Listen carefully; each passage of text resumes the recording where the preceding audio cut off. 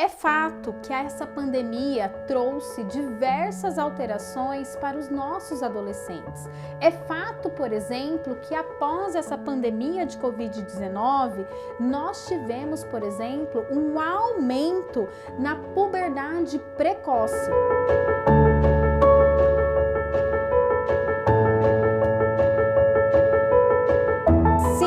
Os estudos já indicam que a puberdade precoce aumentou 188%, ou seja, não é pouco. É importante a gente observar o quanto toda essa pandemia afetou, por exemplo, o desenvolvimento ao atrapalhar ciclos de sono, o ciclo da melatonina, que é fundamental para todo o desenvolvimento saudável dos nossos filhos. Então, sim, tivemos puberdade precoce pela diminuição aí desses ciclos de sono, dessa rotina de sono adequada, pelo excesso do uso de telas também entre os nossos adolescentes e até mesmo crianças. Também tivemos aí o aumento de peso e o sedentarismo. Então, tudo isso contribuiu para que neste momento nós tivéssemos um número nunca antes visto de puberdade precoce. E aqui, mãe, um alerta. Muitas vezes a gente percebe muito mais a puberdade precoce nas meninas, pelo aparecimento do seio, por exemplo, o arredondamento das formas do corpo. Mas também é essencial você ter atenção ao seu menino. Sim, ele não vai menstruar antecipadamente, não é esse o caso, mas a puberdade precoce também afeta o desenvolvimento, os estirões de desenvolvimento do seu filho, então você precisa estar alerta e prestar atenção a tudo isso. Mas a pandemia não afetou apenas o físico, o corpinho dos nossos adolescentes. É preciso dizer também que a pandemia afetou e aumentou os números de depressão e ansiedade na adolescência. No momento, a gente pode dizer que 1 em cada 4 adolescentes em todo o mundo está experimentando sintomas de depressão e que 1 em cada 5 adolescentes em todo o mundo está experienciando sintomas de ansiedade. Então, é muito importante também você estar alerta a esses sintomas no seu filho. Nós temos aqui também um vídeo sobre depressão e ansiedade na adolescência. Vai lá, se você desconfia que algo pode estar acontecendo com o seu filho, vai lá, assiste, coloca ali as suas dúvidas nos comentários, que eu vou ter o maior prazer em te ajudar e ajudar o seu filho nesse momento. Mas não só a depressão e a ansiedade também aumentou nesse momento, como, falando aí da ansiedade, da interação social, nós tivemos muito mais problemas de socialização e de cyberbullying também durante e depois da pandemia. Na verdade, no momento que eu estou gravando esse vídeo, em dezembro de 2022, essa pandemia ainda não acabou, então pode inclusive ser que a gente experiencie aí ainda outras consequências, mas o fato é que a socialização desses adolescentes foi prejudicada pela diminuição dos contextos nos quais eles poderiam interagir presencialmente.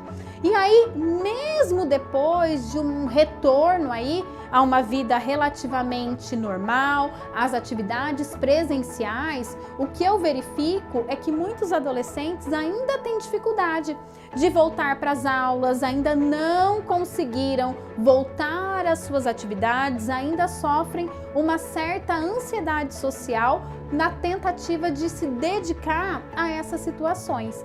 E aí, uma vez que as relações ficaram muito mais virtuais do que reais, o cyberbullying veio com força total.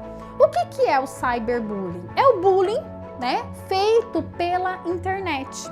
E como a internet permite o anonimato, como a internet nos dá a falsa impressão de que não tem um outro ser humano com sentimentos ali do outro lado, então o bullying através das telas, das redes, tem sido cada vez mais agressivo.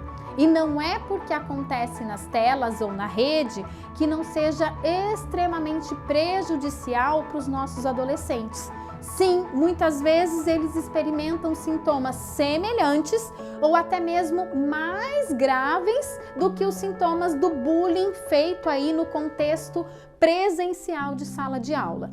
Então, preste atenção ao seu filho, preste atenção se ele está sendo vítima de bullying ou se ele pode estar praticando bullying com algum outro colega e tome as medidas cabíveis, porque não podemos esquecer que o bullying, segundo a legislação brasileira, é sim considerado crime.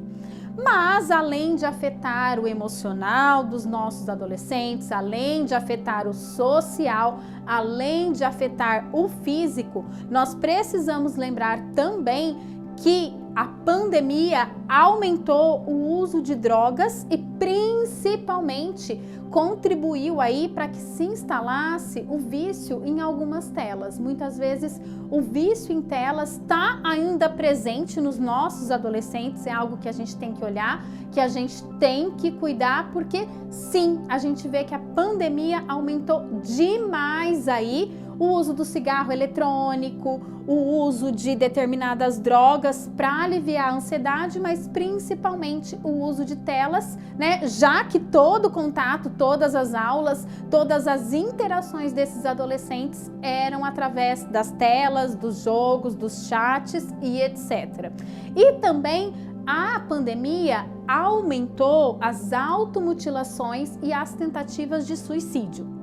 Justamente na tentativa de lidar com essa ansiedade, com todo esse cyberbullying que estava acontecendo ou que poderia estar acontecendo, nós verificamos, estudos demonstram pra gente que as tentativas de suicídio e as automutilações aumentaram entre os adolescentes cerca de 50% após a pandemia. Ou seja, não é pouco, mãe. Ou seja, mãe, após todo esse período, preste atenção no seu filho, preste atenção aos sinais que ele apresenta, converse com ele, esteja próximo, esteja disponível a esse diálogo, sem julgamentos, sem críticas, mas com muita empatia e acolhimento. Tenho certeza que é isso que vai funcionar por aí. Espero que você, mãe, tenha gostado desse vídeo. Espero que você já esteja inscrita aqui no nosso canal do YouTube, porque toda semana tenho conteúdo de muita qualidade para você.